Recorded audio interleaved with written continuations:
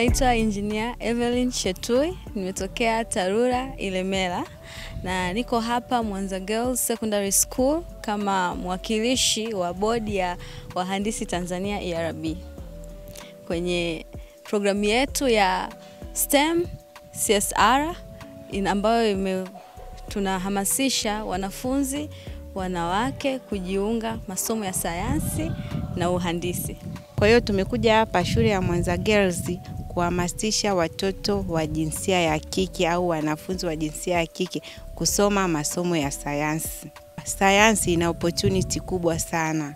Na mnaweza mkajiuliza kwa nini tunatembelea shule ya kike na kwa nini sio ya kiume au kwa nini sio mchanganyiko? Kwa sababu takwimu inaonyesha kwamba asilimia ya wanawake wanaosoma masomo ya sayansi ni wachache kulinganisha na asilimia ya wanafunzi wa jinsia ya kiume.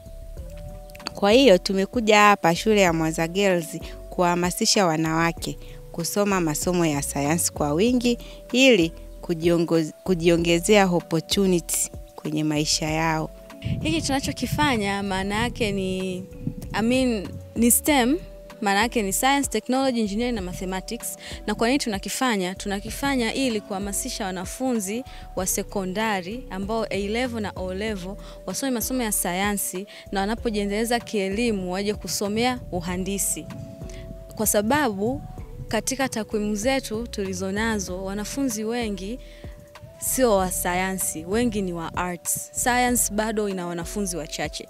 Kwa hiyo hii programu yetu ambayo iko powered na ERB iko hapa mahususi kabisa kuwashawishi wanafunzi wasome science na kuwaonyesha umuhimu wa sayansi na mwisho wa siku waweze kuwa wahandisi na kusaidia jamii kiujumla. Sayansi ni nzuri sana, sayansi ina hela, sayansi inalipa. Sayansi kwa mwanamke itakufanya ujiamini, itakufanya ujisimamie. Sayansi inamfanya mwanafunzi akishahitimu masomo yake, akahitimu elimu yake ya chuo, kuna fursa nyingi za kupata kazi. Tunawashukuru ERB kwa kutuletea wahandisi wanawake ambao wamekuja wameongea na sisi na wameshare na sisi kuhusu vitu vingi, hasa kuhusu STEM ambayo ni Science, Technology, Engineering and Mathematics. Hii imetumotivate kwamba sisi kama mabinti na watoto wa kike tunaweza kuwa chochote kile tunachokitaka. Kwa sababu hata katika fursa na masoko ya ajira bado sisi kama watu wa sayansi tunahitajika.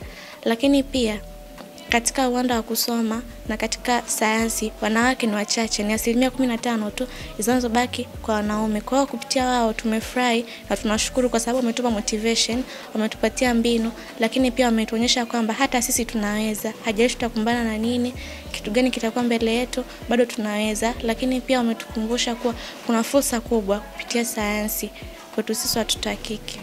Nashukuru sana ERB kwa kutuletea hawa madada zetu, mama zetu kama washauri ambao wamekuja kuturudisha katika ndoto zetu. Kwani ni watu wengi walikuwa wameshakata tamaa katika combinations zilizokuwa wamepangiwa. Wengine walitamani kuhama science kwenda art, lakini wamekuja kutupa moyo tena na kutupa nguvu mpya ambayo imetufanya turudi kwenye malengo yetu.